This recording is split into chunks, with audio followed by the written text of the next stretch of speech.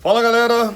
Eu venho aqui comentar sobre a entrevista ontem de Jair Bolsonaro. Eu, na verdade, estava ansioso aguardando essa entrevista no Roda Viva. Afinal de contas, eles já tinham dado palanque e palco para outros dois candidatos. Eles entrevistaram já o Ciro e entrevistaram o Alckmin. Escutei as duas entrevistas atentamente. Como eu sempre digo para vocês, gosto, me simpatizo muito com o Bolsonaro quando ele defende a família, quando defende a moralidade, o fim dessa criminalidade que existe no nosso país desenfreada. Mas é importante mantermos sempre sem a emoção, desesperadora do populismo e prestar atenção em quem são os futuros candidatos do nosso país. Obviamente, quando o Ciro abre a boca, eu já tenho certeza absoluta que ele não é uma opção para mim, até porque ele diz claramente que ele defende um grupo que, na minha opinião, é um grupo que levou o Brasil para uma situação que eu gostaria que não estivéssemos hoje. É o grupo que expulsou a grande maioria daqueles que tinham condição, infelizmente essa é a verdade. E aqueles que não tiveram condição estão hoje amargando grandes prejuízos no nosso país, valorização da nossa moeda, do patrimônio público está aí totalmente jogado às traças. Nós não temos hospitais funcionando direito, nós não temos escolas, nós não temos segurança pública, fora que o próprio patrimônio privado também vem se deteriorando e as empresas fechando as portas. Mas assistindo ontem a entrevista, o que eu senti foram duas coisas que eu queria dividir com vocês e queria ter a certeza de que eu não estou ficando maluco, porque às vezes a gente gosta tanto de uma pessoa que você não consegue enxergar os defeitos dessa pessoa, ou mesmo você simpatiza tanto que você se põe no lugar dela e compra briga, ao invés de analisar friamente. Foi impressão minha ou aqueles repórteres odiavam o Bolsonaro? Só uma pergunta que eu gostaria que vocês respondessem. Mesmo que você não goste do Bolsonaro, se você não assistiu, recomendo que assista a entrevista inteira, para você ver o nível de jornalismo que nós temos hoje no Brasil. Não foram perguntas em prol do futuro do Brasil, e sim perguntas em prol de desmascarar um possível fraco candidato, porque eram perguntas que a todo momento iam botando o Bolsonaro na parede. E eu gostaria de fazer uma outra pergunta para vocês, para que vocês possam refletir. Será que o Bolsonaro está preparado para realmente participar desses debates? Eu vi muitas pessoas atrás de like, talvez de populismo, dizendo que o Bolsonaro arrasou, que ele mandou super bem. A minha opinião é que quando você assiste a entrevista com o Geraldo Alckmin e os jornalistas tentaram também cutucar ele, falando até de corrupção, de que ele participou, ele se saiu, vamos botar ali, muito bem. Se é verdade ou é mentira, ele tinha todas as respostas na ponta da língua, sabia exatamente como lidar com aqueles jornalistas e saiu razoavelmente bem. Apesar que os jornalistas que entrevistaram Geraldo Alckmin foram muito, mas e muito mais ameno do que aqueles que estavam entrevistando Jair Bolsonaro. Óbvio que parece que aqueles jornalistas foram escolhidos a dedo para massacrar Jair Bolsonaro. O que me assusta, porque um país ele precisa ter jornalistas honestos para poder lutar junto com a população em prol da verdade. E eu já não vejo mais isso, porque o que eu vi ali foram pessoas querendo fazer justiça com o poder da mídia, querendo voltar inclusive na época do militarismo, tocando em assuntos que não são mais tocantes ao nosso país. As pessoas daquela época que viveram ou deixaram de viver, se foram perseguidos políticos, ou se na verdade eram bandidos que eram perseguidos pela polícia, porque o que eu vejo eram assaltantes de bancos, sequestradores, bandidos na época, que conseguiram politicamente dominar o poder e inverter o jogo contra quem na época era a polícia. É mais ou menos como se hoje os policiais que invadem o morro, que vão atrás de traficantes e tudo, no futuro a droga ela é legalizada, o traficante que já é rico, porque eles têm uma quantidade de dinheiro que nós já sabemos,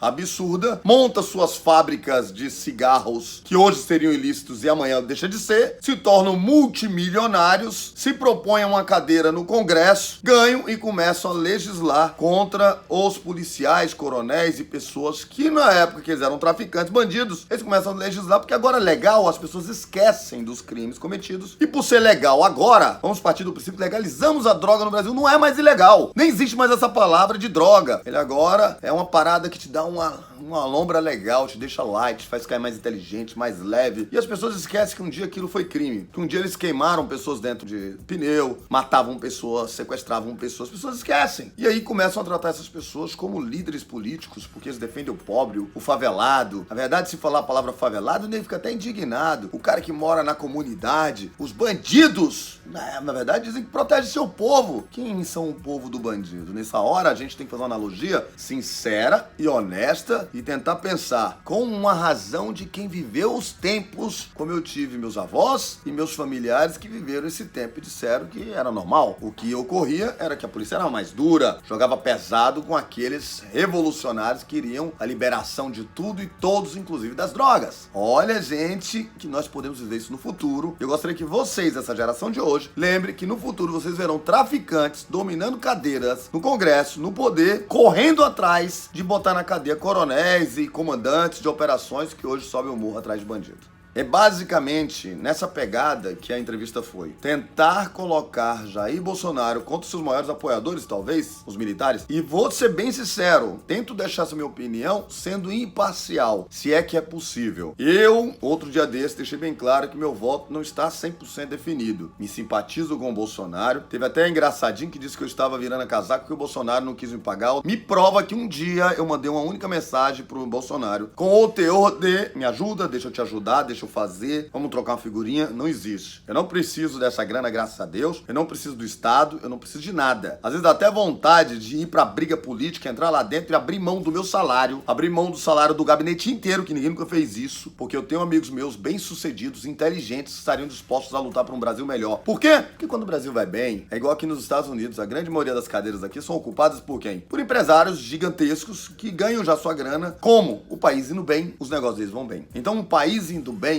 você não precisa de dinheiro do Estado. Em vários países de primeiro mundo, os políticos ganham uma mixaria. A residência política perto do Congresso é um quartinho, uma caminha de merda, porque o conceito não é dar luxo pra quem representa o povo, e sim a pessoa ter a honra de dizer: eu represento o povo. É aquele lado do super-herói que bota a capa que a gente sempre acompanhou nos quadrinhos, que até hoje é o que mais bombam, são os filmes da Marvel, entendeu? Que o cara é humilde. É você representar o povo no sentido de que ter dinheiro ou você não ter dinheiro, você ser o Batman, que é multimilionário, e você ser, de repente, o Clark Kent, que é apenas um repórter. O conceito é fazer o bem pelas pessoas, é lutar pelo seu próximo. Não tem coisa mais maravilhosa do que você ser chamado de super-herói. É isso o conceito que deveria ser de um político, e não entrar pra roubar, pra desviar merenda, pra desviar saúde, educação. E quando eu vejo repórteres preocupados com a época onde bandidos roubavam banco, e o cara querendo defender esses caras, dizendo que eram sequestrados políticos, ou o repórter comunista que defendia esses bandidos e de repente entrou ali dentro pra chantagear um coronel ou chantagear um militar e se deu mal. Me desculpem, gente, era uma época muito complicada, muito turva. E o que isso tem a ver com 2018? Ah, que a verdade tem que aparecer. Meu amigo, todos os dias, pais de família estão morrendo nas ruas. Eu quero saber qual é a verdade. Se um político que desvia dinheiro da segurança pública, e se ele for ser responsabilizado pelos 60, quase 70 mil assassinatos por ano, ele é um genocida. Deveriam estar todos na cadeia. Quando se desvia dinheiro da saúde, não é só o cara que estava com a mão na maleta que deveria ser processado. Todos os envolvidos deveriam ser processados como genocidas, assassinos. Então, quando eu vejo Jair Bolsonaro tentando se defender de coisas imbecis e fúteis, eu me pergunto se ele realmente está pronto para ser o presidente da República. Se ele estivesse realmente afiado, eu queria ver o Bolsonaro de 2, 4 anos atrás, que tinha mandado todo mundo ir a merda. É esse cara que comecei a seguir. Foi esse cara que eu defendi em vários vídeos meus há 2, 3 anos atrás. Até o ano passado ainda tava na briga e tô começando a achar que ele tá ficando muito populista, dando respostinha muito leve. Ah, mas é assim que tem que ser na televisão. Não é não. A fama que ele ganhou foi que ele foi massacrado por um bando de merda. Um bando de merda. Repórteres de merda que não focaram no futuro do país. Teve até uma pergunta inteligente. Qual era a estratégia econômica do sistema econômico do Bolsonaro? Aí ele dá um nome, pra gente não